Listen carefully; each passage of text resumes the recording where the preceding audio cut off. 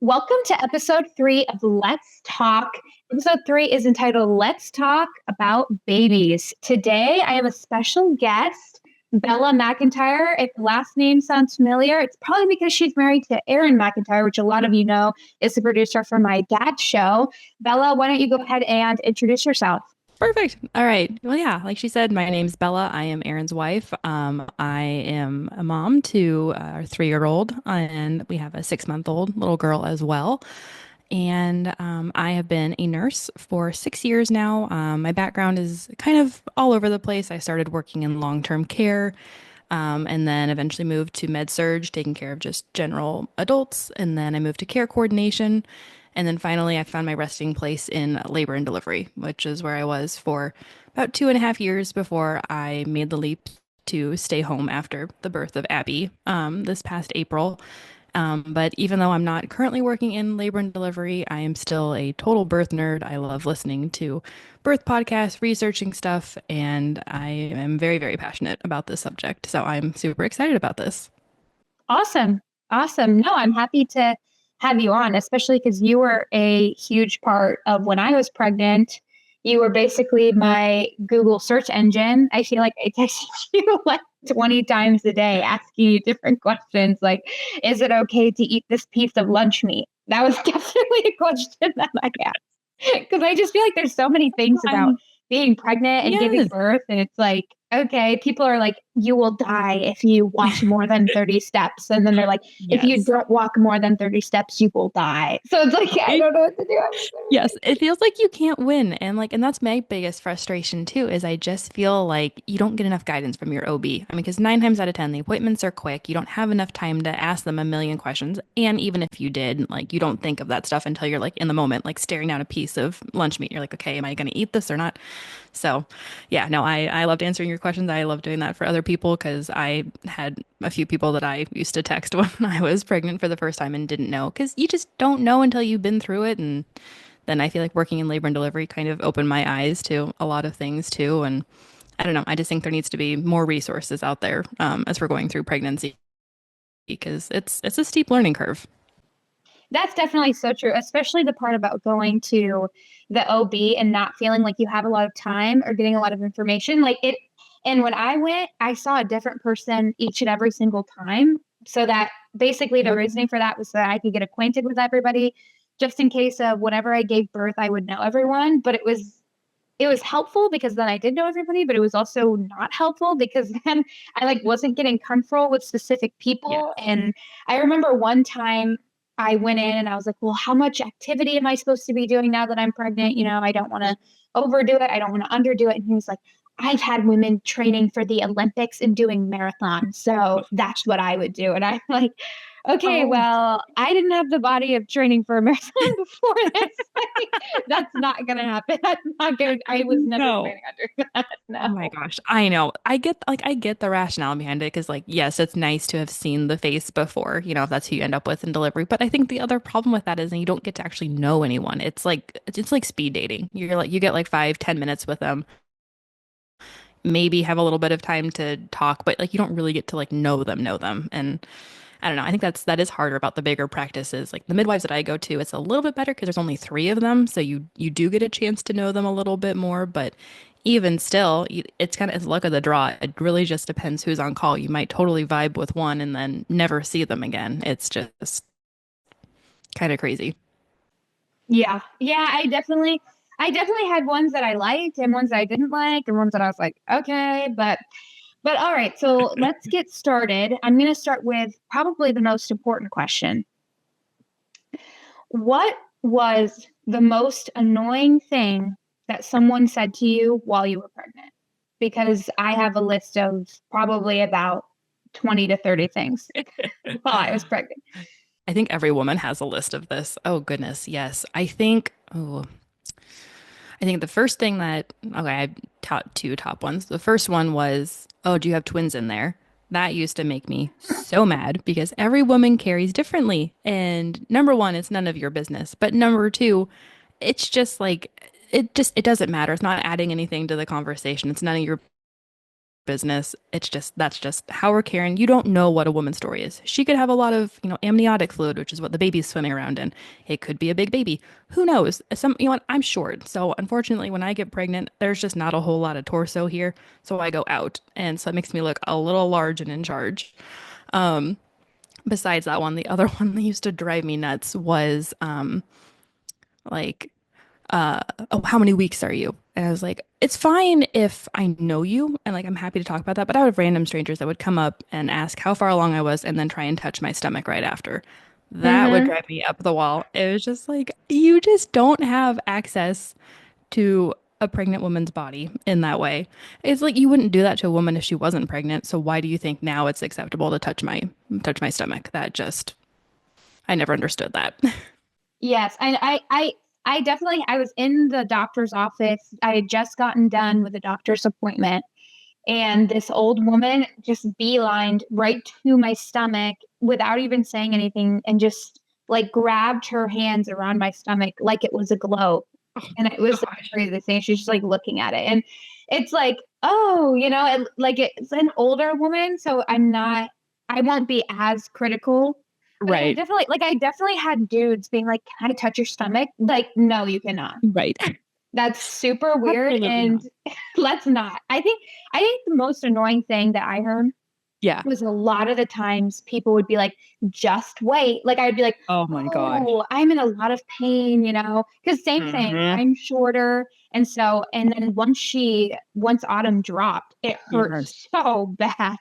And I was Yes. like, oh gosh, I'm hurting. And they were like, well, just wait until you give birth. That hurts even worse. Oh Like, God. yeah, no dip. I know that, but Right. it's like I'm hurting right now. It's gonna hurt. It's okay Yes. for me to say things that are hurting me right now. Oh my Exactly. goodness. Yes. And I feel like in those type of comments don't let up once you have the kid because then it's like, oh, just wait till they're a toddler. Just wait until they do this. Wait until they get Mm-hmm. this skill. Okay, we don't need to put such a negative damper on things. Can we like just say, oh, you know what? That is a hard stage. I remember that. But, or Exactly. give me a positive just wait. That's okay. Like, oh, yeah, that is kind of annoying, but just wait until they start talking to you. Then it's really fun. Like, give me something positive. Like, Yeah. parenthood is not a drudgery. We don't need to keep putting such a negative spin on things. Like, I don't think that's helping anything. No, especially when you're already hormonal, you're already upset. And Yes. a lot of the times for me, like I had so many food aversions that there were only specific things that I could eat. So I'm starving and tired and like everything's gonna make me cry. And then I'm just like Yep. in so much pain. And people are like, yeah, that sucks, but it gets even harder and it's gonna suck even more. It's like, okay, have a great day. Thanks for having this conversation with Right? me. I appreciate it. Exactly. Exactly. It's like you don't, even if you didn't have it, you can at least empathize a little bit and be like, yeah, I imagine that is kind of tough. There's a lot of weight there. I don't know. I just, and it's like, because the other thing is like, what do they expect me to say back to that? I'm like, oh, thank you so much for reminding me that it's Yeah, gonna get worse. This is really cool. This was exactly. the conversation I wanted to have. Exactly. So let's break it down by trimester. So let's start with the first. So, what was your first trimester like? And you can feel free to compare with both kids, or you could just take and tackle one kid. It's totally up to you. Yeah, absolutely. Well, I hate first trimester. I mean, I know there's some women who sail through it. They are the minority. I will say most of the women that I saw in labor and delivery that were coming in for first trimester stuff did not feel good, and I Yeah. was one of them. Thankfully, I Yes. I never threw up, but I spent most of first trimester with both kids very, very nauseous and very tired. And honestly, besides missing my period, those were kind of my first signs of like, I should probably go take a test because I would wake up and just feel like I was rolling on the sea and I just felt super queasy. And then I would eat lunch and then just have to nap. It was just kind of a non-negotiable. Thankfully, when I was pregnant with Abby, Ben was still napping. Now that he's 3, it's kind of hit or miss. But thankfully, he and I both would just, I'd put him in his crib, he'd go take a nap, I'd go take a nap, and then we'd just, make it through the rest of the day. Um, Definitely, yeah, I feel like it's just survival for me for first trimester. I stopped pretty much working out other than like taking walks. I'm just happy to keep prenatals down and whatever food sounds good. I normally eat a pretty healthy diet. I'll be honest, that goes out the window. I figure the prenatals are covering me. I'll make up for it later, but I lived on a lot of waffles and peanut butter. That was just really what sounded good with both kids. So yeah, not my healthiest, but I make up for it later. I eat lots of, all the stuff that I'm supposed to later on. No, I was the exact same way. I feel like when you're in that moment, it's like I just need to get something into my body that doesn't Yep. make me want to just like pass out and never wake up, honestly. Exactly. It's crazy because when I first found out that I was pregnant, I wasn't nauseous at all. I remember going in for Mhm. my first doctor's appointment and they were like, "How are you feeling?" And I was like, "Honestly, I'm feeling great. I think that everything's going to go great." I was like, I think I'm going to be one of those minority gals that doesn't have any symptoms because I felt awesome. I was like a little sleepy, Yeah. LOL. And then like 3 days later, Steven went for a month-long drill in a different state. And I was like, babe, don't even worry about it. I feel great. You head out. I love you. I'll miss you. Bye, bye, bye, bye, bye. And like that first morning after he was gone, I wake up and I was like, wow, it hit me Mhm. like a ton of bricks. Yes. I've honestly never felt worse, but it's like exciting at the same time Right? because you're like, wow, I love you, you little miracle. But you're like, wow, like this really sucks.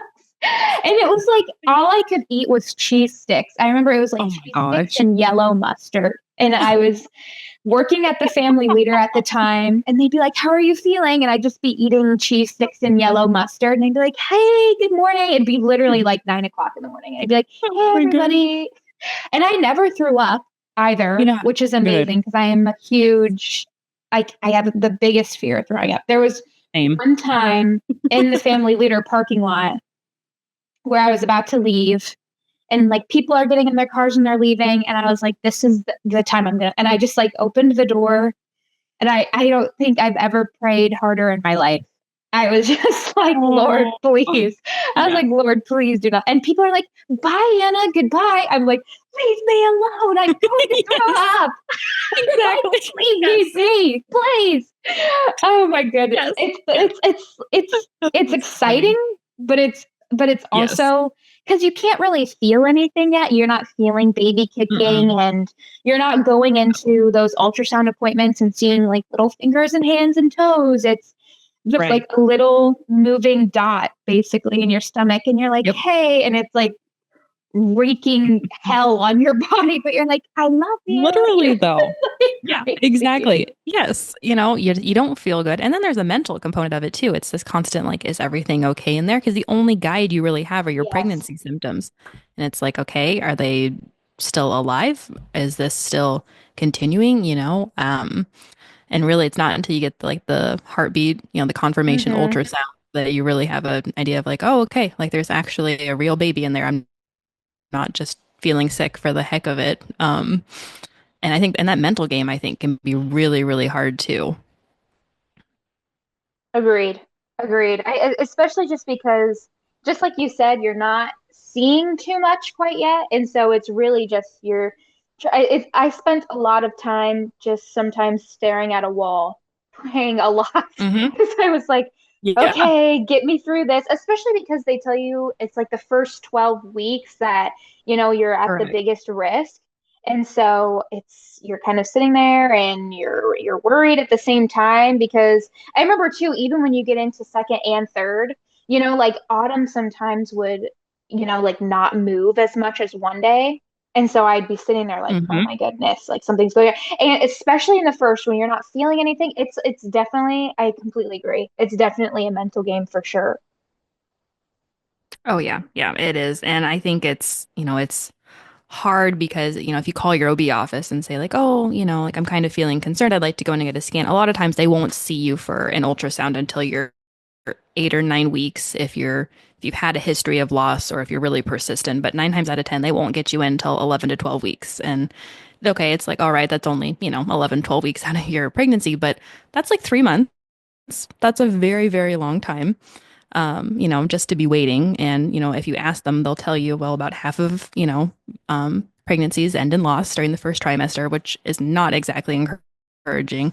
But I mean, I think it's good to remember that once you make it, to the end of first trimester, your chance of a miscarriage drops to 1%. So that can be kind of encouraging to remember. Obviously, things can happen, but that was definitely something that I clung on to, and something I like to try and remind my patients as well. But I feel like that's an area that, would be kind of nice if there was like a little more, like almost, I don't know, attention given by providers, because it's kind of like you're kind of just floating through first trimester on your own. Like they don't really want to see you, which I understand it's because of that risk, because yes, technically about 50%, won't make it, but that's still another 50% at least that are kind of being neglected that first trimester. And that's where it helps to have resources you can turn to, because otherwise it's Google and Reddit, and, that'll make you crazy.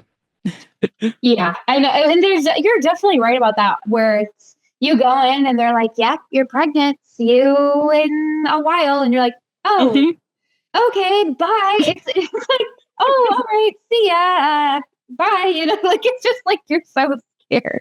So we've talked about kind of like some of the things that honestly suck about the first trimester, but what for you was the best part about your first trimester? I feel like it's that confirmation ultrasound. I mean, I will never get over that. That is my favorite experience. Just seeing, they put the ultrasound probe on, and it's just all of a sudden it's black, and then all of a sudden this like little beam just shows up, and you see this little appendage or two moving, and you can see the heartbeat. I don't know. Oh my gosh, that is my absolute favorite thing. It's just this like, I don't know, it's like a confirmation of like, okay, this is really happening. There's a real baby in there. This isn't, a figment of my imagination. I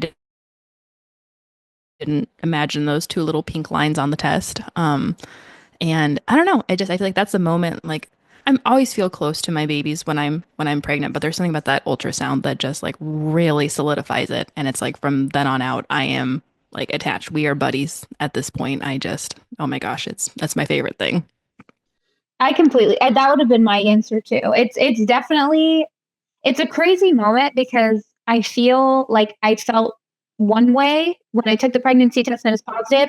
And then I think you go in there and you have that appointment and you feel completely different way. It's like reality sets in, just like you said, like, yeah. Okay, it wasn't just, okay, I did the test and it's like, oh, pregnant. Okay. Like, yeah, that's exciting. And you should be excited. But then you go in and they're like, yep, that's in there. And you're like, oh, okay. And especially hearing that when they turn the sound up and you see the heartbeat, and it's like, I definitely got emotional at mine. Oh yeah, absolutely. Sure. I don't know how you can.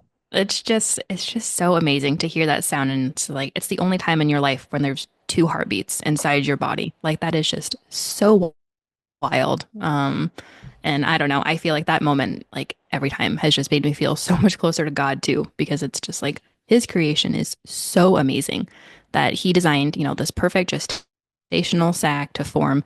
And, the baby has, amniotic fluid to swim around. It's in the process of, your body is growing the placenta, which is going to nourish the baby.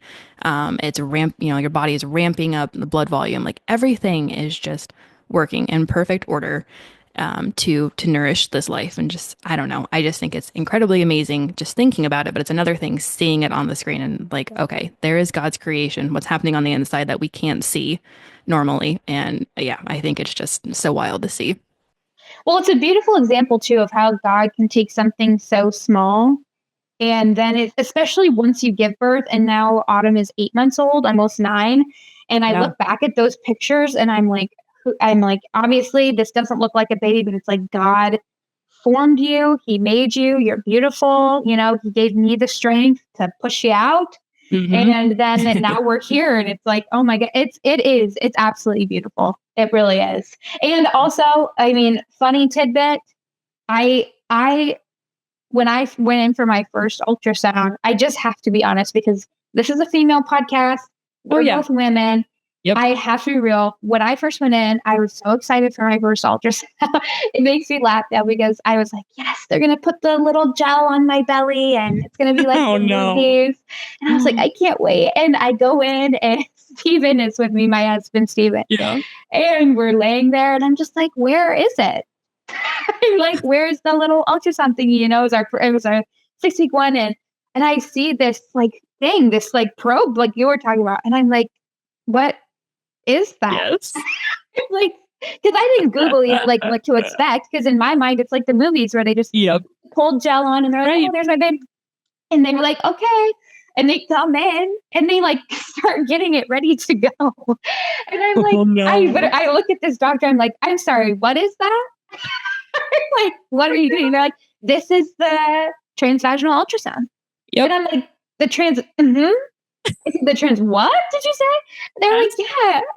I was scarred. I was literally scarred for life. Oh I was no. scarred. I was like, Yes. oh wow, they didn't mention that over the phone while booking this Oh appointment. shoot. Yes. Well, you're not the only woman that's happened to. I've talked to many, many people who were not aware because yeah, it's not you have to be about 8 to 9 weeks pregnant before Mm-hmm. they can pick it up on your stomach, which is like you said, the way that you see it in the movies. But unfortunately, yeah, any earlier than that, they have to go inside. And it's not Yeah. comfortable. It doesn't feel No. great. No. So It, just a heads up for those yes. ladies out there thinking that they're gonna have their movie moment ultrasound. Yeah. This is it's not your movie No, moment ultrasound at not at first. So all. be prepared for that. And Exactly. then And you have to have a full bladder, and that's also very oh uncomfortable. yeah. It's the whole thing, let's just say, isn't pleasant. Mm-mm. The whole Nope. thing is not how I would choose to spend my Saturday afternoon. We'll just say that. And then my last Exactly. question Exactly. for Yes, the you. end result is wonderful, but Yes, yes. And then my last question for about the first trimester is what are some tips and tricks for women kind of struggling through the first trimester? oh, for sure. So I would say, kind of like we alluded to earlier, eat whatever you can. This is not the time to beat yourself up about, not being able to eat all your dark leafy greens and lots of red meat and, doing all the fruit and fiber. Just get down whatever you can. Your appetite usually will come back by second trimester, and those food aversions don't tend to stick around quite as much. It definitely does get better. So just do the best you can. Stay hydrated. That's really important. Just drink lots of water, get lots of good electrolytes as well. That's going to help you stay hydrated. If you're nauseous, the biggest thing that really helps there is trying to eat something before you get out of bed. So keep some crackers, or I used to do like some peanuts or almonds, cashews, something like that. Just eat that before you get out of bed. That really does make a difference. Try and eat a snack every couple hours. Lots of, short meals here and there. Usually goes down better and stays down better than doing like big heavy meals. I would say just kind of activity is tolerated. If you feel like taking a walk, great. And if you feel like taking a 2 hour nap, that's completely fine. Just listen to your body and know that it's really only about 12 to 13 weeks of not feeling so great. And by second trimester, I should say most women feel better. There are some that the fatigue kind of lasts a little bit longer, but most of the time you should start feeling better and more like yourself by second trimester. So hold on, it does get better. Yes, 100%. And everything you said is so spot on. And I even struggled sometimes to drink water. I don't know what it is. I don't know if it was just Mm-hmm. the blandness of the taste that made me almost like not distract my body from how I was feeling. So I Yeah. got some of those like sugar-free like Crystal Light packets and I put those Yeah. in my water too, and it helped a lot because I started drinking a lot more water. And it really is just do what you need to do to get through, as long as you're obviously not harming Yeah. your body or harming your baby. It's like you need to do. And sometimes I would just go on drives in my car and like blast the AC because I was like Yes. sweating and nauseous, and I'm like, this feels amazing. I'm like, Yeah. and so sometimes I just do that and I just listen to music. And no, Mm. it's definitely just to get through it. And I did definitely feel better by the second trimester and then getting into that. So what was your second trimester like for you? See, both times it was, well, worlds better than first trimester was. Started to just get more energy. I feel like my appetite came back.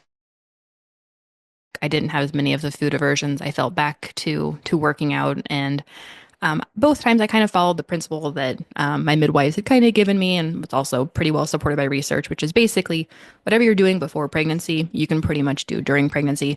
I wasn't doing anything crazy. It was like light weightlifting, walking, yoga, like nothing too crazy, but it really did make a difference.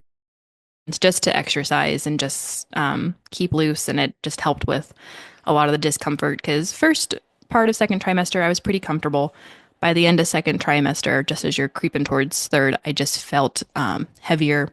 I just felt baby. Just obviously, they were both growing.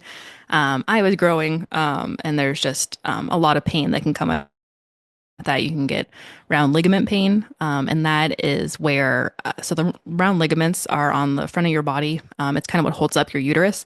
So you think about it, that uterus is where the baby is, and it's getting heavier and heavier and weighed down. And so those poor round ligaments are just getting stretched and pulled. And so they can get really, really sore. So going to the chiropractor helped a lot with that. Doing some stretches. You can wear belly bands. There's just different ways to kind of mitigate that pain. But other than that, really second trimester was it's honestly it's probably my favorite trimester. Like third is exciting because you're getting ready to have the baby, obviously, but the second for me is just fun. It's like you start to feel baby moving. You don't feel like throwing up all the time. It's like, okay, I'm enjoying pregnancy at this point. No, I completely agree. And um, yeah, the pain it gets worse towards the end, but I would say the second trimester for me was like I woke up and the song "Walking on Sunshine" was like my intro music to life compared to how I felt. Like I was actually able to eat actual meals. Like I don't even know how it happens. It's almost like for me, the symptoms from the first trimester just disappeared kind of overnight. And I just kind of woke up one day and Hmm. everything was way better and I was able to eat. And that's definitely when cravings started setting in for me too. That I was Oh getting like yeah. weird Mhm. what like I would order regular mac and cheese from Noodles and Company with four buffalo sauces and I would pour them all into the mac and cheese and I would eat them. It's like so weird to me now. I'm like, oh, that's delightful. But I drive every day from work to Noodles and Company and I just like put four buffalo sauces into my mac and cheese and be like, wow, this is great. That's amazing. I love that. Honestly, that sounds delicious. I'm not gonna lie. I feel like one or two would have been good. And then it kind of got to the point where it was like, I was literally like, my nose was running. They were like, are you all right? I was like, Oh my honestly, I'm great. Like, I'm living. But, and then that's when you kind of start to feel the baby too. And I feel like the yeah. reality that you are going to have to eventually give birth has not really set in yet. So you're in this almost like this honeymoon period of pregnancy Oh yeah. where you're like feeling the baby and you're like, oh, and people, this is where people start to get you like some gifts and you're like, this is going to be so exciting. It's definitely, at least for me, it was definitely way better, especially seeing baby move for sure. Oh yeah. Absolutely. And I think what's kind of fun is in each pregnancy you tend to feel the baby a little bit sooner. So I think with Ben, I was close to 20 weeks before I started really feeling movement. With Abby, I don't think it was quite 16. I was like 15 and a half, and we were in the car, and all of a sudden I felt this like butterfly in my stomach feeling, and then it was like a big, strong movement. I was like, hello, what is this? And then she did it again a couple hours later. So I definitely felt it a lot sooner with her. And I think part of that is just knowing what to feel. Because the first time around, you're like, I don't know what this is. Because honestly, when they're so little, it really just Hmm. kind of feels like a gas bubble. Like I would just Yes. feel something and be like, okay, do I need to pass gas? Am I going to burp? Yes. Like, nope. Okay. That's the baby. That's the kick. And then as they get bigger, it's like, okay, nope. Like that's a karate kick. All right. That's a movement. I got this. But yeah, when they're so little, it's a little tricky. No, it definitely feels like you're hungry. It's like a rumble in your tummy almost, and you're kind of Yep. like, I just ate. I don't think I'm that hungry. And then it would happen again, and I'm like, okay. And then it would happen again, and I'm like, oh, okay. I think that this might be it. I guess. Yeah, it's the best. And then what are Yeah. some?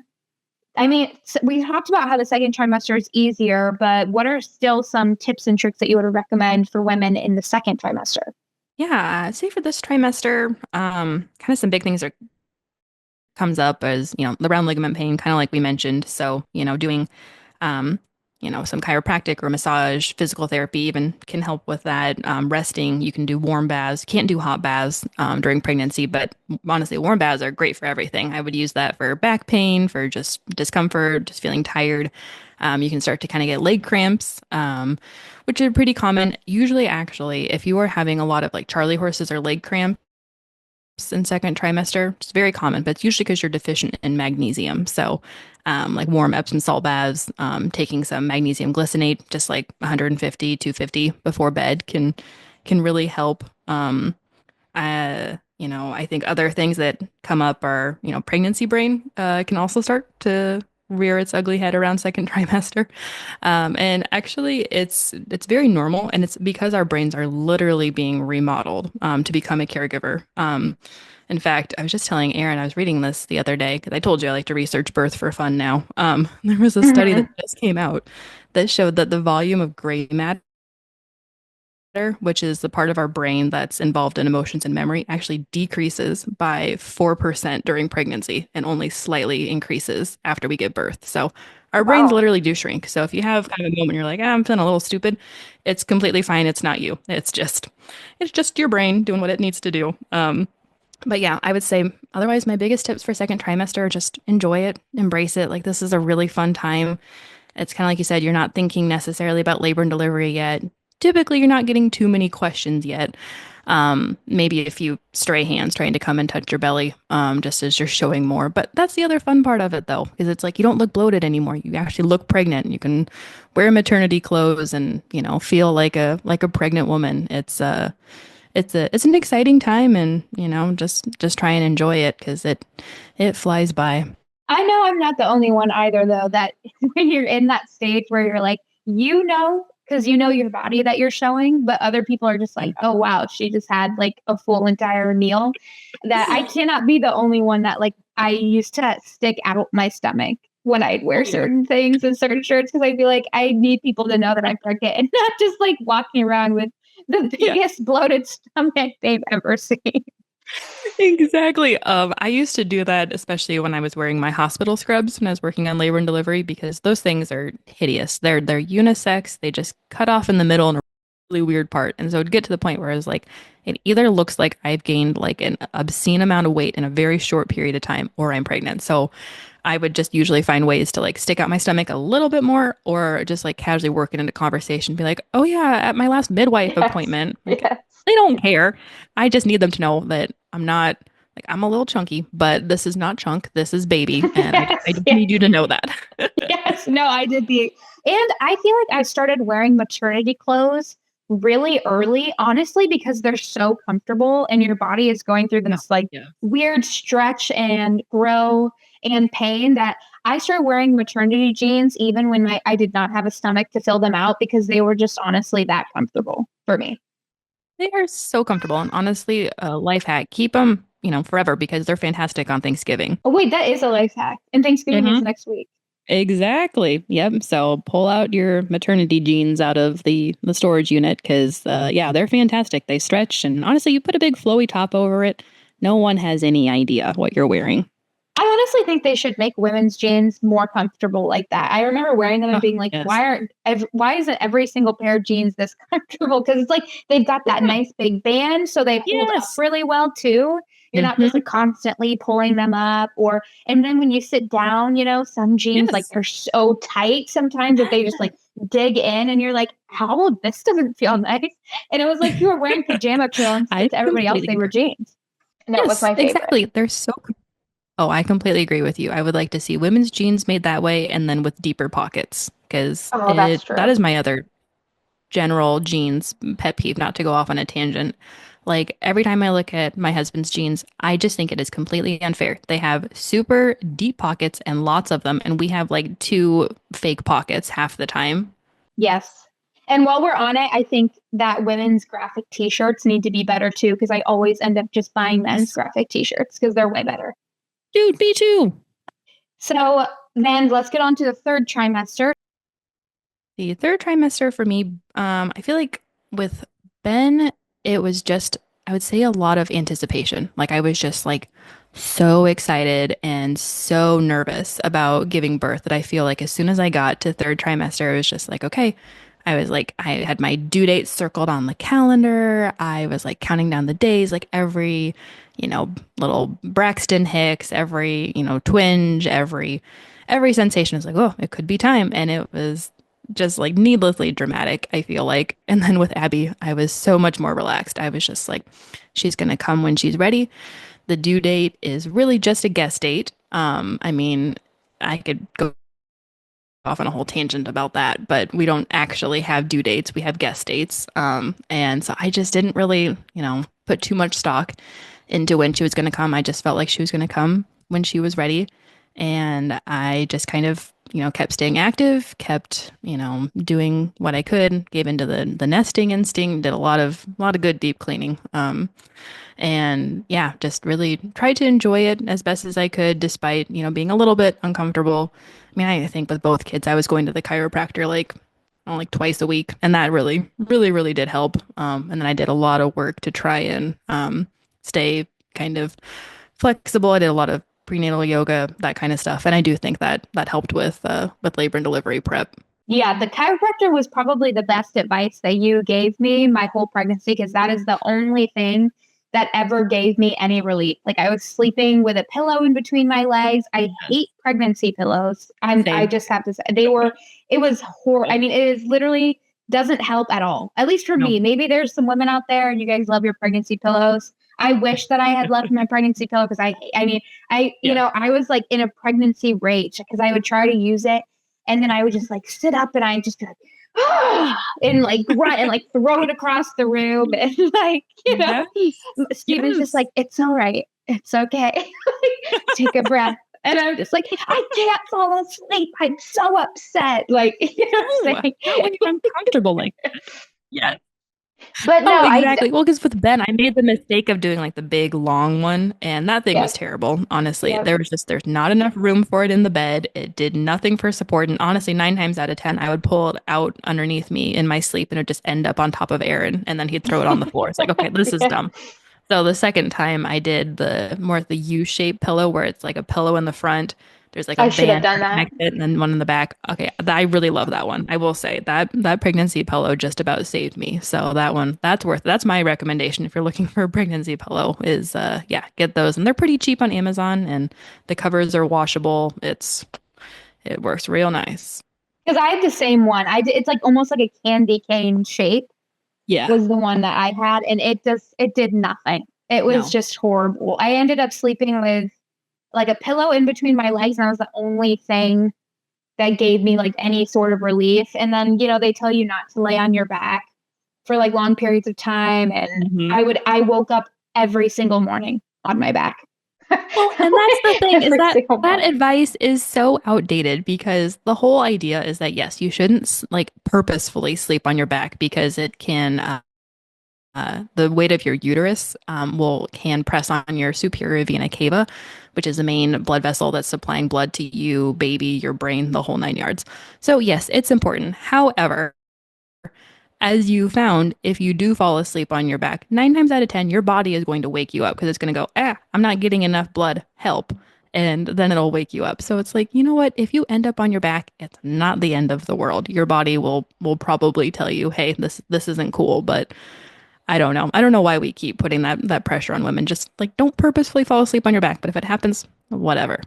There's definitely a lot of things that I feel like were said to me when I was pregnant, as far as do's or don'ts, where they weren't really explained. Like, for example, the laying on your back thing, how you're like, oh, Yeah. and you kind of go into it and dive into it. There's a lot of things where they'll tell you, don't eat this, don't drink this, don't do this. And then, but then you'll see women, like girls on TikTok, and they're like, life hack, drink this, do this. So then their doctor's like, don't drink this, don't do it, especially in the third trimester, because a lot of the times when you'll hear, like, for example, I heard a lot to drink raspberry leaf tea to Mm-hmm. induce labor. I heard that a lot. Or like go to Starbucks and get the raspberry hibiscus tea.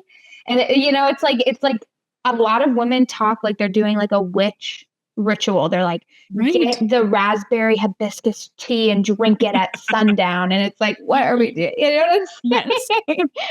Yes. Well, and it's hard because a lot of that isn't necessarily backed by research, like red raspberry leaf tea, like you mentioned. It's so that tea is a uterotonic, which means it can cause your uterus to well, to strengthen basically, because it can cause like Braxton Hicks. And hopefully the idea is that it's getting your uterus all nice and toned, so it'll, give you some good strong labor contractions and help with postpartum bleeding.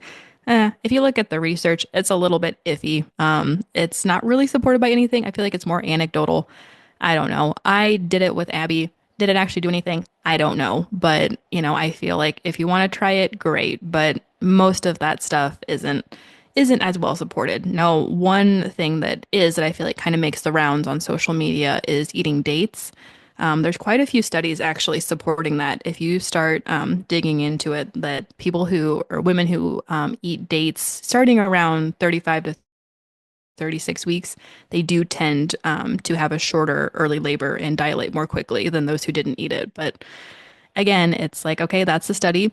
It might work great for me. It might not work so great for the next gal because I've taken plenty of women back for C-sections. They're like, well, I ate all the dates and I did all the things. And it's like, yeah, sometimes, unfortunately, we can't control what actually happens in labor. We just prepare the best we can, and then we just have to give it to God. And, whatever is meant to happen is, it's His will.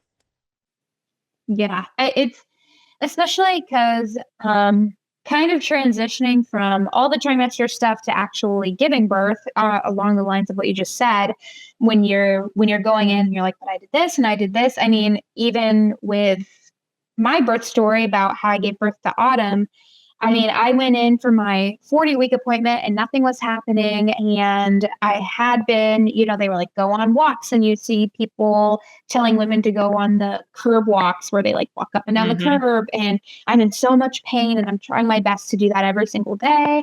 And nothing was happening. Nothing was happening. And I went in and they were like, you are leaking amniotic fluid right now.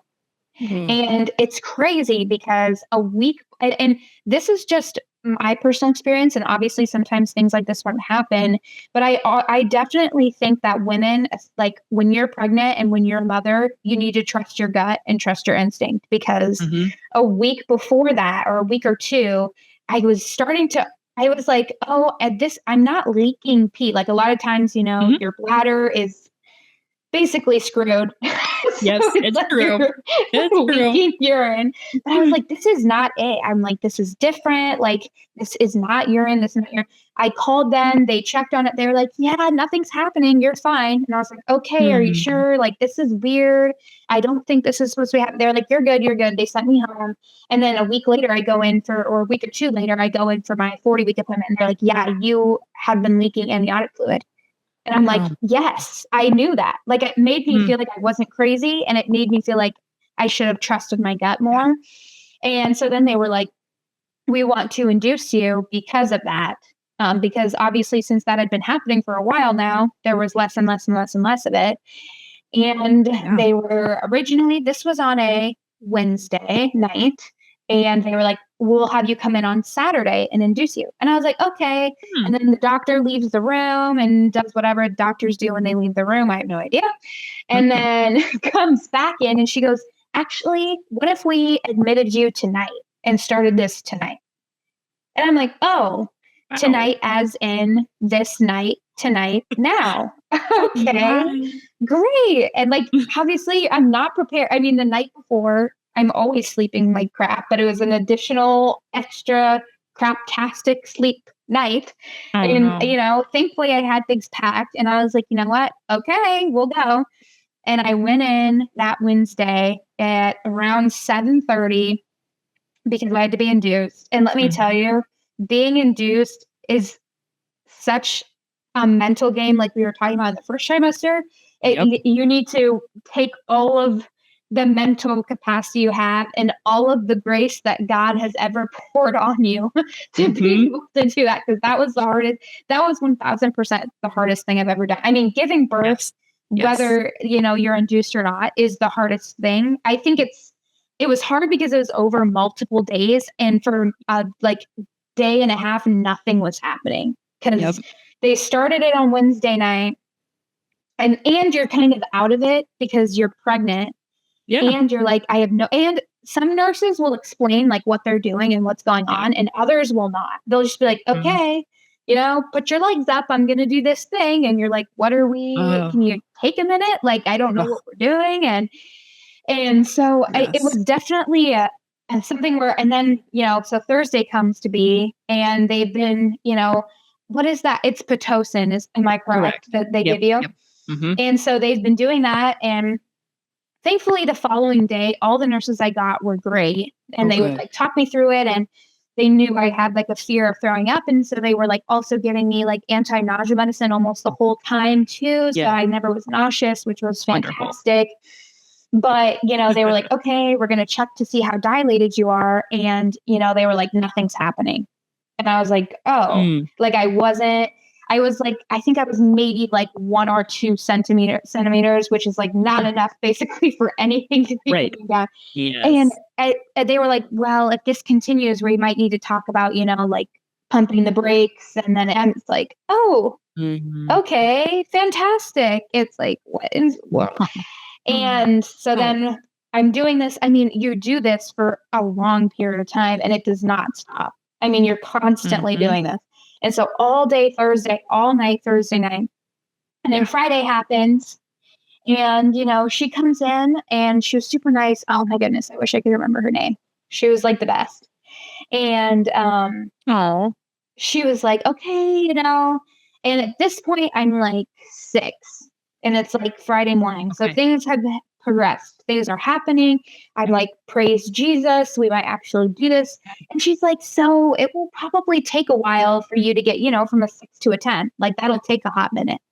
And so she's like, so if you start to feel, any more pressure, because I did get an epidural just because, especially due to the last episode, when episode 2, when we talked about, sexual assault and all that kind of stuff, due to my like prior damage and everything, I just couldn't handle everybody all at once, and the pain was overwhelming. And so I was like, I need the epidural because I need to be able to get through this, because I think I will keep myself from doing the things that need to be done.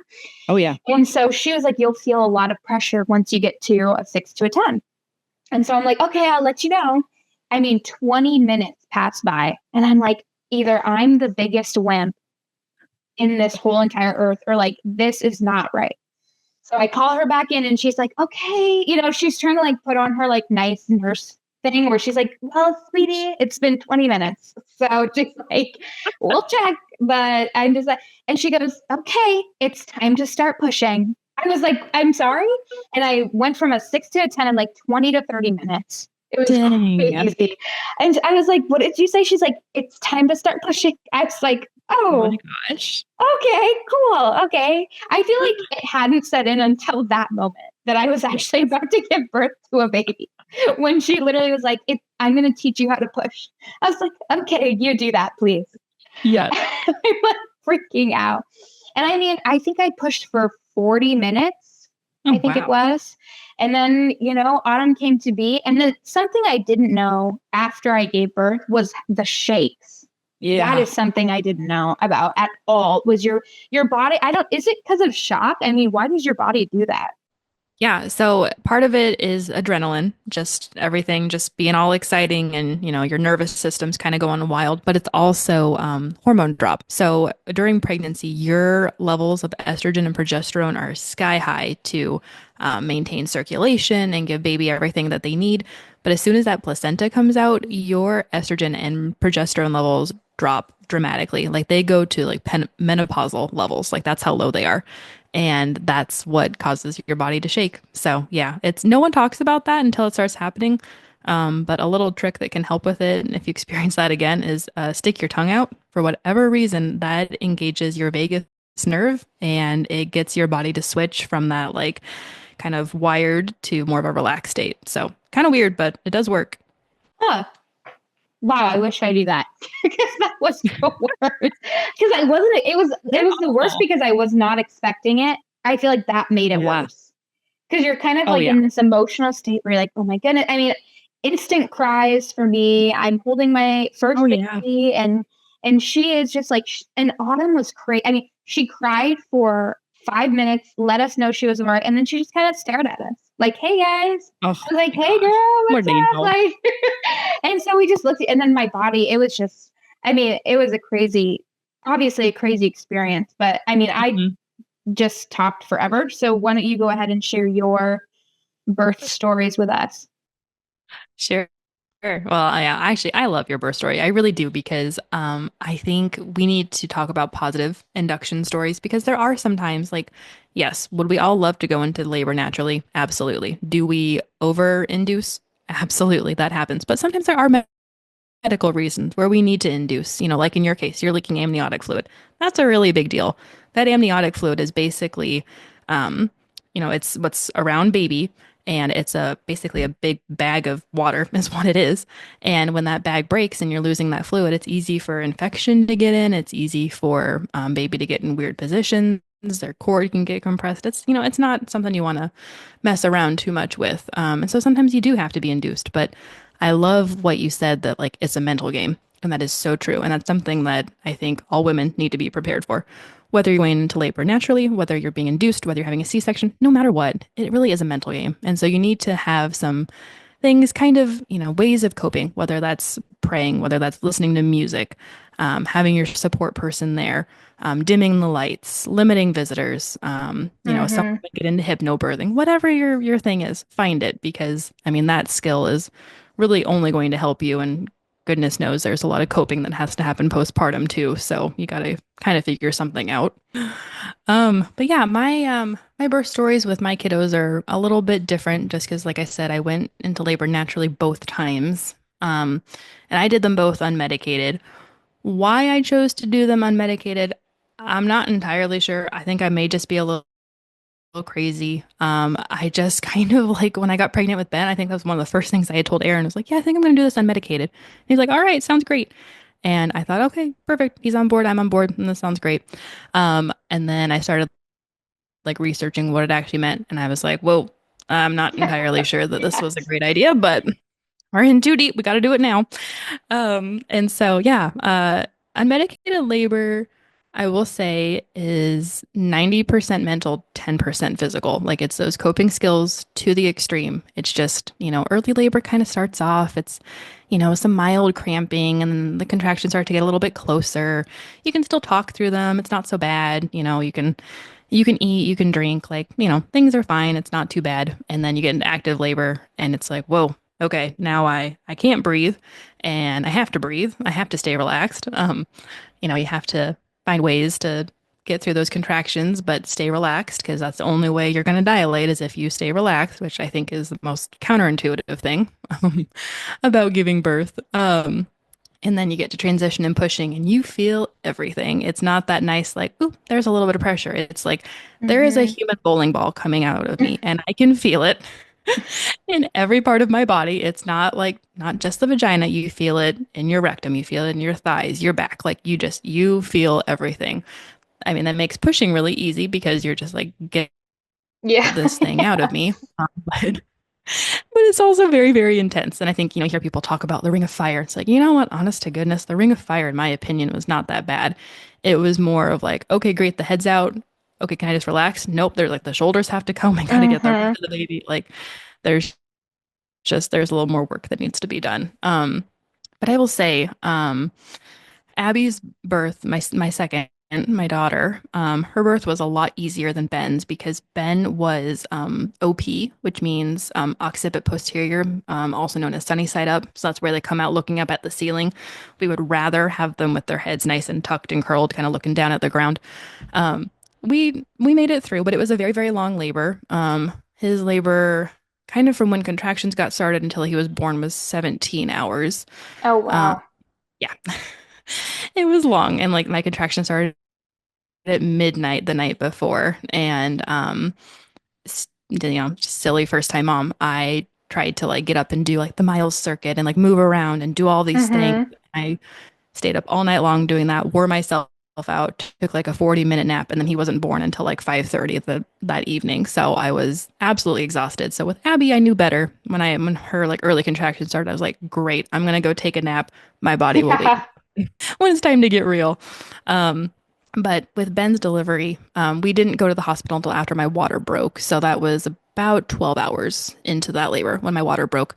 I had a doula for that labor, and she was wonderful. Absolutely, absolutely love her. If you are ever thinking of an unmedicated birth, definitely look out for a doula. They are just a huge, huge help. But yeah, and for that birth, I really just kind of labored around the room, birthed in, or labored in the tub, nature's epidural, and I really do agree with that. It just kind of helps take some of that pain and pressure off. And then eventually made it to 10 centimeters, and I just kept feeling a lot of pain in like my lower back at that point, and just like I was pushing, I just didn't feel like I was making any progress. And so that's when they realized that he was OP, and they ended up having to cut an episiotomy, which is a surgical incision. Midwives, OBs, many of them can do it, but basically, and this used to be routine back in really the 1900s was really when it was at its peak. But it's just a surgical cut at the base of the vaginal opening, just to kind of make it a little bit bigger, just give baby more space. And really, that was all it took. They just made that a little bit bigger. I pushed really hard, and bam, he was born.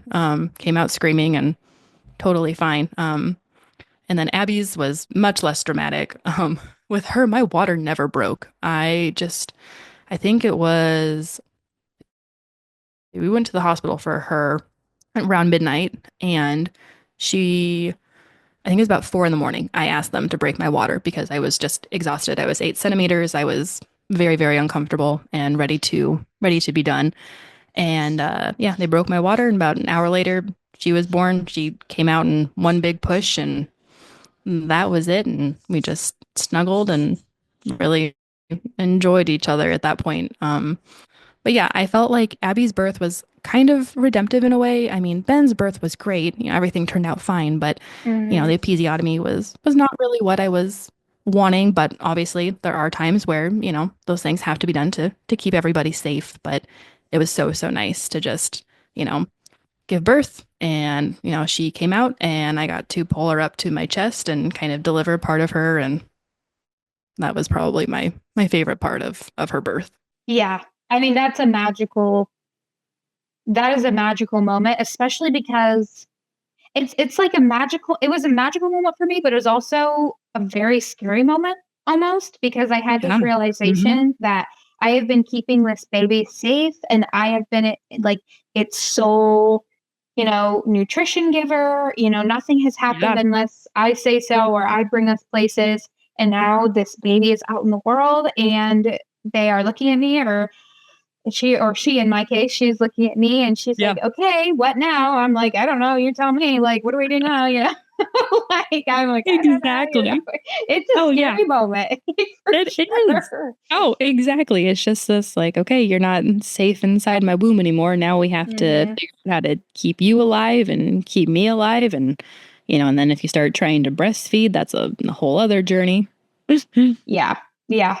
I mean, and I think I just like you were saying, I think it is so powerful that you did the birth unmedicated for sure, because that was definitely my goal at first. And then just as appointments were going on and they had to check on things, it just became Yeah. my pardon me, it just became my realization that I was like, I'm not going to be able to do this if they don't give me something to help so that I Yeah. don't feel much. And thank the Lord, because I got at least what they called a perfect epidural, which is where I can still feel things, but I can't feel Mm. everything. So nothing was off and nothing was weird.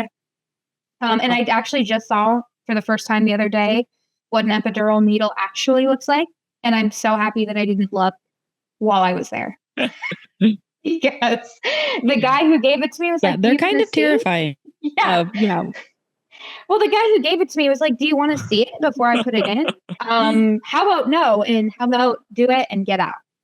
Let's just do that." No. Like, Yeah, that's oh my exactly. goodness. Oh, for sure. It's like you're gonna do lidocaine to numb it up for a reason. I don't need to see Mhm. what's happening there. No, yeah, the first time I watched it, because obviously part of my job was helping epidurals. Like that is a huge Mhm. needle.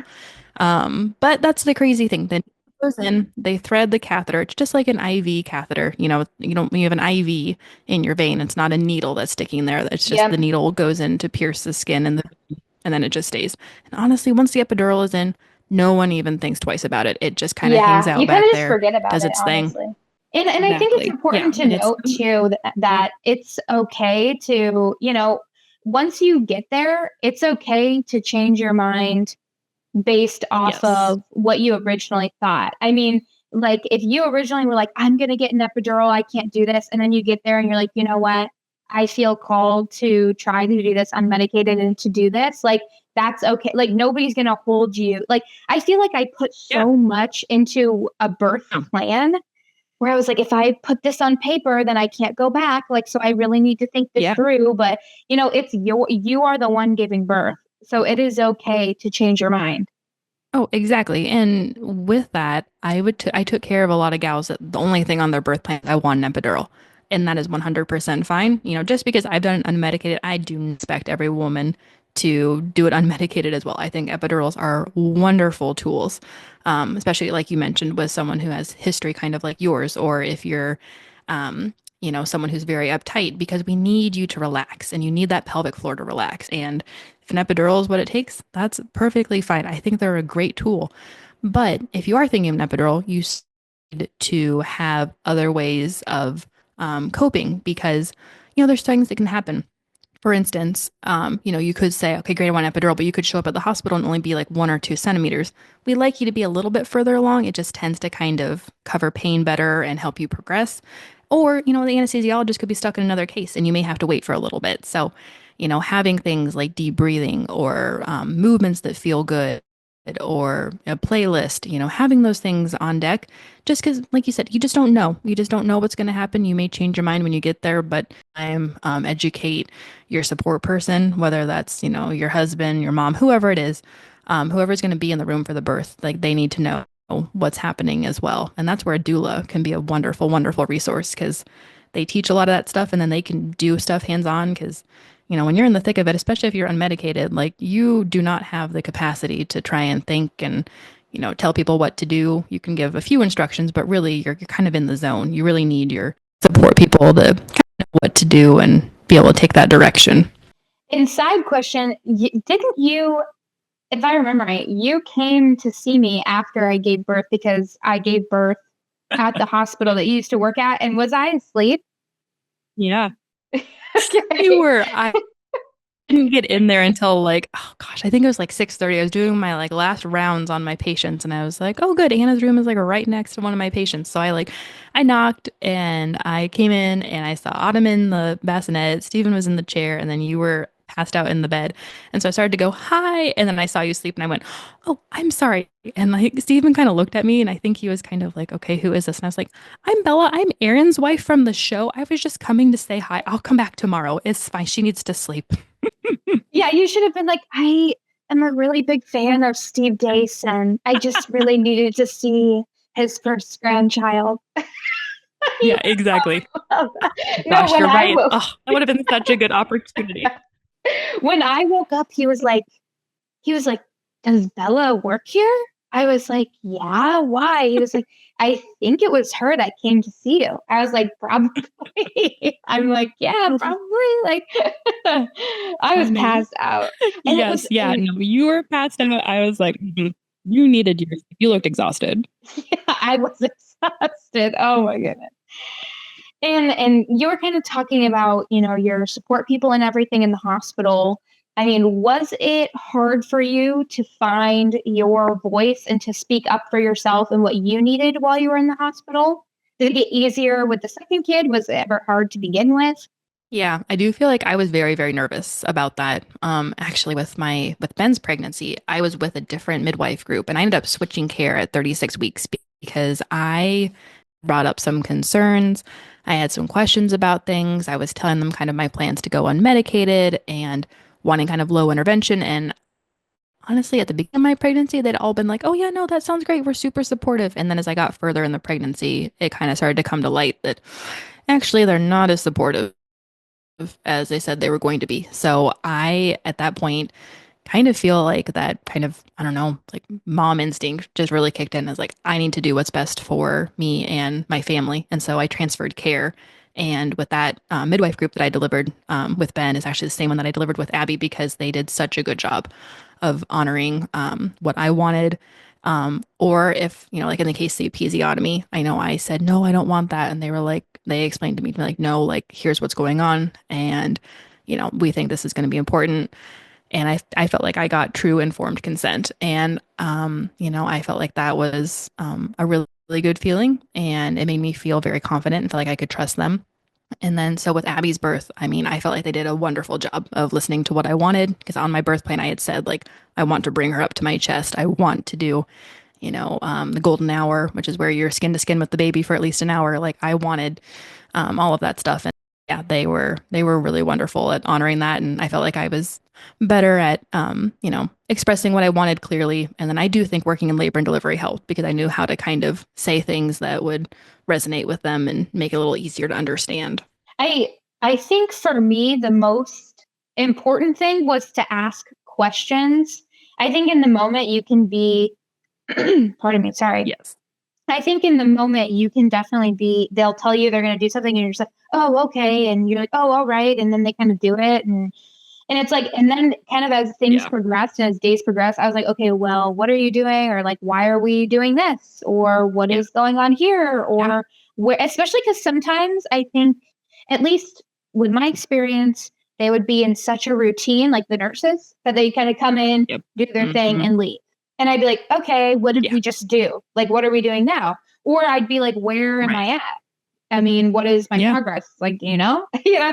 So I think but no, but I think that was my thing was I think asking questions is super important, especially because sometimes they'd be like Yes. the the it sound like gibberish. They'd be like the Lida with the frosted is the and I'd be like, I Yes. am not following. I'm like, this sounds like pig Latin and gibberish mixed together. I'm like, I do not know what you're Yeah. talking about. Like they'd be like, the Right. Pitocin is at 3 point or what, and I'm like, yeah. I'm like, sis, I don't remember what that Yes. is. Can you please Like, tell so me? what? Yeah, you know, like so I feel like asking questions Oh my is gosh. Yes. Honest. vital. Yes. Hmm. Oh, it is. And that's probably my biggest pet peeve. And it's part of why I, you know, wanted to become a labor and delivery nurse was, I mean, I remember the nurse that like did a really, really great job of like explaining things, answering my questions. And I wanted to bring that to my patients because honestly, as healthcare providers, like it is our responsibility to explain what we're doing. They're not just, you know, the induction in room 3. This is a real person who's having a real baby. And, you know, we need to explain things because not everyone has a medical background. And it's completely unreasonable to expect every single woman to know everything that's happening. Because, I mean, I didn't know what Pitocin was. And I went to nursing school. We talked about it. I mean, I knew the general idea of it, but I didn't know anything about it in all actuality until I started actually working with it in labor and delivery. You know, it's just asking questions is so, so important. And that's just, you know, for any healthcare workers that might be listening to this, like just explain everything. Even if it feels like you're over explaining, your patient will tell you if they don't want to hear it. But most of the time, they are going to want that explanation. And I just think it makes everyone feel more informed. It makes you feel calmer. It makes you feel more in control just to know what's happening because it's a long process. And especially like, you know, you having a multiple day induction, that's a lot of things that are happening. And you know, you need to be informed because it's your birth and you're the one who's going to have those memories of it. And it just I mean it varies. I mean it really varies on the nurse and sometimes like they would be really like they really explain everything and sit there with me for a few minutes and take the time and then other people, especially if it was like towards the end of their shift, they'd be kind of rush. Yeah. And you just have to really prioritize yourself in that moment, which can be scary for some people who usually don't put themselves first, who always put Oh yeah. others in front of them. It's Yep. like, okay, it's like I would even find myself like I am literally giving birth to a human being, and I would find myself being like, sorry to bother you, but Yes. what is going on right now? I'm like, Anna, you are literally giving birth to a human being. I'm like, it's Yes. okay. Like, take a second and ask them what is going on. You know what My I'm gosh. Yes. No, it's fine. Please bother me. Most of the time you are one to one nurse, one patient. So you know what? Call me. You have an itch on your nose. Don't worry. I got you. Just saying? use me. And so obviously you've seen a lot. because of your nurse background, but what was something that you weren't expecting when it came to giving birth when you yourself actually had to go through it? I would say the intensity. Like I have pushed with a lot of women and, seen a lot of babies being born. I feel like both times with both of my kids, I kind of forgot how intense, but then how much relief there is when the baby gets out on multiple fronts. One, just the source of the pressure being gone, but also just the relief of like, okay, good, they made it. They're okay. I hear them crying. Everything is reassuring. Um, and then, and this is so silly, but the other thing is I always forget about the placenta. Everyone's like, okay, great, you delivered the baby. And it's like, yes, but you're Yep. not actually done delivering until the placenta comes out. Because technically, there's 3 stages of labor. There's like early, you have active, and then early and active are in the same one. And then it's pushing, and then it's delivering the placenta. So technically, you're not out of labor until that placenta is out. And sometimes it comes right out, and sometimes it takes a little bit. And that is also a very weird sensation too. That It's is just, I mean, weird. it's an organ. Out of you. I know that one was weird. I mean, it felt good. It felt like a huge relief, but it was like Mhm. super weird because Oh yeah. I don't even know how to describe it other than like it almost kind of felt like a jellyfish. Is that gross? I don't know. That's Yes. how it felt No, no, almost that's though. exactly what it is. Well, it's highly vascular. There's just, lots of blood all around it. And then once that, placenta comes out, your uterus needs to start clamping down. And so, you'll start bleeding. And yeah, it does feel like a very sticky, bloody jellyfish. I think that's a good description for it. Did you get to look at your placenta after you delivered it? No, because they kind of just like it just kind of happened and then they had to sew me up. And so I did not see it. Mm. I remember them asking me if I wanted to keep it or if I wanted to donate Oh, it. yeah. And I'm pretty sure I donated it. Oh, cool. Because I also I think I should have done a lot more research on my part because they were like, do you want to keep this or donate it? I'm like, but I'm also like, I'm holding this new life that I'm now solely in Right. charge of. So I'm like, do what you want. You know what I'm Yeah, saying? Like, I'm so exactly. not in on what's going on that I'm like, okay. And Yeah. I also wasn't expecting for them to come in after you give birth and they're like, time to push on your stomach. I was not ready for that. That Yes. sucked. Yeah, no one is prepared for that. And I always felt like I was like the bearer of bad news. Like, congratulations on surviving, 10 hours of contractions. Now for the next 2 hours, I have to push on your belly every 15 minutes and hope that a whole bunch of blood doesn't come out. Ugh, it's a rotten deal. So something about the placenta really quick. Is it true that some people will like eat it? Yes. So I'm not a huge fan of that. So there's a couple of ways you can do it. You can just like straight up eat your placenta. There's, I don't know, I feel like the more common thing is to have your placenta encapsulated, so like made into like a supplement basically. So they'll Mm-hmm. like clean it, steam it, and then dehydrate it, and then grind it up into a powder and then put it into capsules. So some midwives will recommend it because they'll say that it, other mammals eat their placentas. So like maybe there's some benefit for us. They say that maybe it can help your iron stores, reduce some bleeding. But actually, they've done quite a few studies on this, and there was one in 2017 that showed that like basically taking your placenta doesn't do anything. It's kind of a placebo effect, and actually, it can prevent your milk from coming in because your placenta is making all of your progesterone, and progesterone inhibits prolactin, and prolactin is the hormone that makes your milk. So sometimes women will think they're doing the right thing, taking their placenta, and their milk's not coming in. They stop taking it, and then all of a sudden their milk comes in. So if it's your thing, go for it. But there's not a whole lot of evidence besides just some stories and some anecdotal evidence that it probably doesn't do a whole lot. Not the women that have eaten their placentas listening to this, like, great. Yes, good for you. Good for you. No, because I've heard of that and I just can't Like even bring I'm a little myself crunchy, to but that's begin. yeah. I'm like, I am not that level of No. homeschooled. I'm just not that level. I'm like, that's like Nope. ultra grand supreme crunchy Christian Yep. homeschooler, and I'm just not there.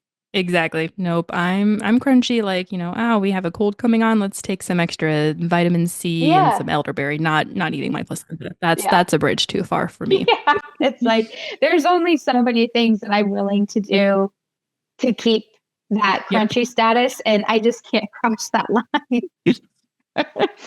And Nope. so That's a little too much for me. and so what was your recovery process like? Yeah, so I feel like with Ben, I spent so much time researching labor and delivery and pregnancy stuff. I didn't prepare for postpartum, so I had zero to expect, except that I knew I was going to bleed for a couple of weeks and then I was going to breastfeed. That was about it.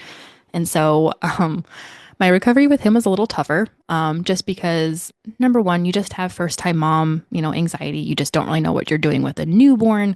You're trying to recover your body. I had that, episiotomy I was recovering from, trying to figure out breastfeeding. It was just like a lot. And I feel like I put a lot of stress on myself. And, um, honestly, if it wasn't for Aaron and having my parents in town, I probably would have gone crazy because they were a huge help to me and kind of talked me off of the ledge more than once because I just felt very overwhelmed. So with Abby, I did things a little bit differently. I really focused on, speaking of crunchy stuff, there's kind of this homeopathy belief of doing a 5-5-5 rule. So it's like 5 days in the bed. And so I followed this pretty closely that I was pretty much laying in bed or, on the couch to supervise for 5 days, not really moving a whole lot. And then Mm-hmm. 5 days around like on the bed. So like sitting up more, going outside, sitting in a chair for brief periods of time and then 5 days around the bed. So I could do like a load of laundry or, pick up a few things, but really just trying to rest. And I feel like that helped a ton. My bleeding stopped at about 4 to 6 weeks, actually a little bit before 6 weeks. So it was shorter than it was with Ben. My milk came in a lot sooner. I had less postpartum anxiety. Um, and so I feel like that made a huge, huge difference. I also meal prepped this time. And I wish I would have done that with Ben because I just made a bunch of stuff. I mean, I had like lots of chicken. I had some chili, vegetable, like frozen vegetables in the freezer, just so that way we could pull it out because the last thing you want to do is try and cook. And honestly, at that point, fast food didn't even sound good. I just wanted to eat a whole lot of meat. Yeah, I feel like those things really made a big difference for me. Yeah, I definitely think I tried pushing myself more than I should have. I think because also I feel like I Yeah. felt a lot of pressure because especially because you Hmm. give birth, and a lot of the time, at least for me, after all the hoopla of giving birth, they're like, all right, let us know if you need anything. And then you're like, oh, okay, bye guys. Like, yeah, you're gonna come home with me. I just have to go home alone. Okay. Yes. You know, Yeah. they check Hmm. the car seat and then Yes. they're like, off you go. And you kind of just have this moment where you bring your baby inside of your home and you're just kind of like, well, here's the place. Like it's like a first date almost. You're like, well, this is my place. This is where I live. Yes. My name's Anna, aka Yeah. Mom. This is Steven, aka Dad. You're like my favorite color is this my favorite movie? You're like, Yes. what is going on? And I feel like as a mom, I felt like I had Exactly. to do everything. Like I need to be in charge of Hmm. everything because I've been doing it all. Yep. I mean, yes, Steven is there, but he's not carrying this baby, feeding the baby what it wants, like, resting when I need to, doing this. And so you feel this pressure that you need to be in charge of everything and do everything. And so if I wasn't Oh like yeah. he was like, "Oh, well, I'll do this." I would be like, "No, I'll do this. Like I need to do it." And it's like Hmm. it's okay. And if when I have a second kid, I definitely am going to take more time prioritizing rest at the beginning because Oh yeah. putting yourself all in like that actually only prolongs the whole recovery process and really Hmm. heightens like I struggle with anxiety. I have for a really long time. And it only like and after you give birth, all those feelings are heightened because now you have a kid and now your body's hormones are all crazy because they're adjusting. And so it Yeah. was like, and you're trying to take on the weight of the world. And, with newborn babies, you're getting up all of the time to feed them. So you're losing sleep, and Yeah. Stephen Yep. would be so nice. He'd be like, let me get up, I'll do this. And I'd be like, no, we have to get up, or I need to get up, or and it's like it's Hmm. okay. Like you literally just gave birth to a human being. And I feel like if I could go back, that's what I would tell myself. Like it's okay to not do anything sometimes and to just sit and like take a break and rest. Oh, exactly. Well, and like you said, you're seeing the OB, you know, by that, end of, third trimester every single week. You're being seen, or you're going into labor and delivery and being checked on. And then it's like you have the baby and it's like, all right, see you in 6 weeks. And it's like, Hmm. excuse me. Like I just think that that needs to change. And my midwives were actually moving toward doing like a 2 week follow-up and then a 10-week follow-up. And I liked that a lot better because I felt a lot less neglected because there's so many questions that come up, or you have concerns about things, or there's complications that can happen after you go home, and it's just kind of nice to have that opportunity to be like, hey, like, does this look normal? Like, am I healing okay? Because things feel real weird down there for a while, and it's just like you just don't know what's normal until you've been through it a few times. Um, so I would love to see more OBs having closer follow up because it's just, and that's otherwise I feel like it leads to a lot of really scary Googling at 3 in the morning. Yes. And a lot of the recovery stuff I found out because at my baby shower, a lot of women were getting me, like the like crack and ice, like the ice thing pads that Yeah. you put in and stuff. And I'm just kind of sitting there like, what is this for? You know what I'm saying? Like, what? Yes. Where does this go? Like, what is this for? And then Well, it's like, oh. right?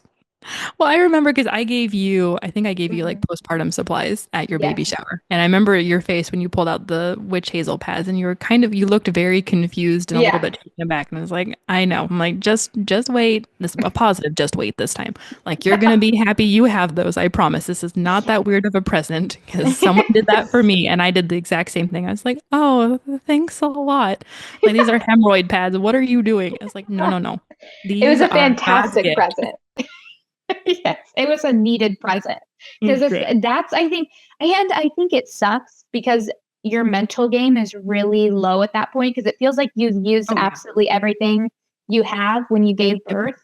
Hmm. And so it's like you're also having to, make the padsicles and doing the pads to Hmm. take care of yourself. And it's like, it's not demeaning because you're fixing yourself, but I almost took it as that. And Yeah. maybe that's just me, but I'm like sitting there making this, I just feel defeated. And I'm like, because I had that I already had kind of damage down there. So it only got worse when I gave birth to Hmm. Autumn. And so they Hmm. had to sew me up Yeah. afterwards. And that was really rough. And so I was recovering from that too. And so, like, every time Mm. I would even sit down, like, my body would Yep. hurt. And I was like, had to sit on like two different pillows. And it's like, Hmm. you go from this high Yeah. of being pregnant and then you give birth and everybody's like, wow, you're such like a hero, you did this, that's insane, like great for you. And then you get home and you're like sitting on two pillows like with ice and you're just like Yep. basically incapable of doing a bunch. And it's hard mentally. And just like you were talking about Aaron It's and so everything, it's like hard. if I hadn't have had Steven and he was like my absolute rock during that, it's like my advice to ladies out there would be like find your rock and feel free to lean on them during that time and let them know that they're going to be leaned on because especially after it's a lot Hmm. taking care of a new baby and taking Hmm. care of yourself. It's hard to balance those two. Gosh, yeah, that is the hardest part. I mean, I distinctly remember after having Ben and like we came home from the hospital, kind of got settled in, and then Ben was asleep, so I went upstairs and I took a bath. And I remember just sitting in the bath and just crying. Like nothing was wrong. It was just like I just needed that like emotional release to just be like, wow, this was a really, really hard thing that I went through. My body is sore.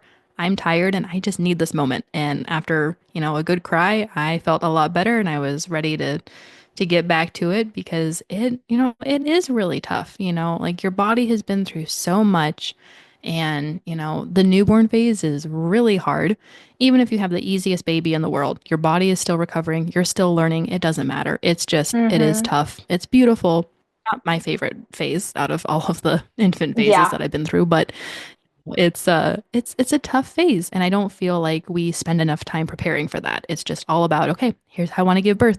Great, but like what are we Hmm. going to do when we go home? So, Yeah, like you said, having a support system, having a meal train set up goes a long ways, having, your room all set up before you go, just like those little things just take huge, huge weights off of your mental health. So that way when you come home, you can focus on relaxing, recovering, and enjoying that new baby because it's a lot.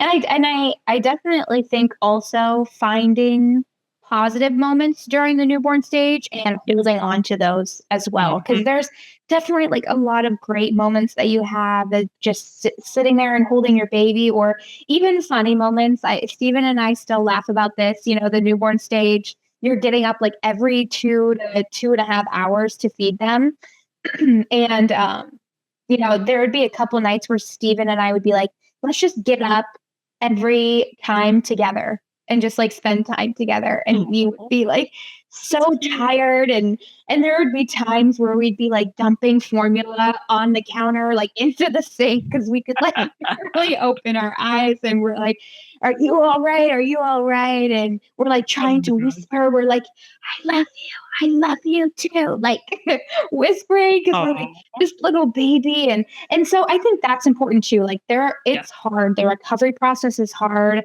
Raising a newborn is hard because everybody will tell you 20,000 different things on how to do one thing.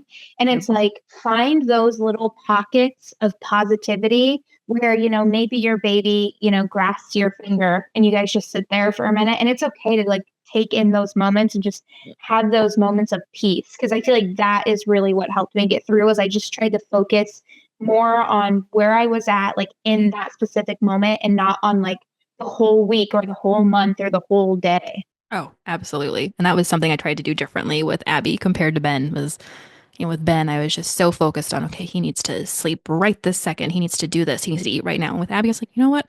She seems tired. Great. I'm going to go lay on the couch and put her skin to skin with me, put a blanket over both of us, and we're going to, she's going to take a nap and I'm going to take some time and, do my Bible reading or, listen to an audiobook or drink some water, eat some food, whatever. Just taking those moments. And honestly, those are some of my favorite times, was just being skin to skin with her and just relaxing and enjoying those moments because, you know, they don't stay small forever. I mean, time really is a thief. I know that's a total cliche, but with two kids now, I've seen that firsthand. Like it feels like you bring them home from the hospital one day and then 2 days later, they're running around in their underwear asking for Mr. Rogers. Like it just happens so fast. And so, yeah, I'm trying to make the most of those little moments it's just so important. And take lots of pictures too. That was my other regret with Ben, is we did not take enough pictures of the phase because we were like so exhausted and stressed out. So this time around I'm like, all right, take a picture of me, I'm feeding her. Okay, take a picture of me, I'm changing her diaper. Like every little thing. Because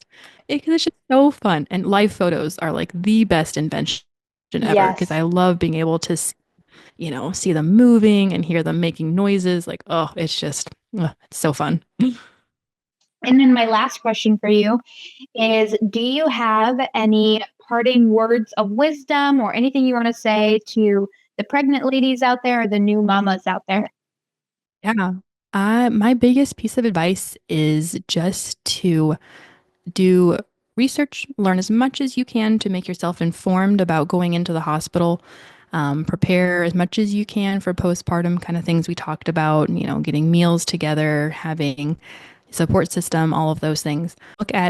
Listen to yourself and listen to what God is teaching you and, listen to that mother instinct that he is developing in you because it is going to be so important to be able to stay connected to him and stay connected to the way that he's changing you and growing you because you will not be the same person that you were prior to getting pregnant. God is going to change you. He's going to shape you into the type of mother that your child needs you to be. So embrace that change, trust the process and, enjoy every moment, even those tough moments, because you will look back and you'll think about it. And, all of those tough moments will really, really be worth it. But it's a beautiful process. And, as tough as birth is, as tough as the newborn phase is, I mean, it is amazing. It's why we keep signing up for more. So just enjoy it while it's happening. Awesome. Well, thank you, Bella, for joining me on this episode. I appreciate it.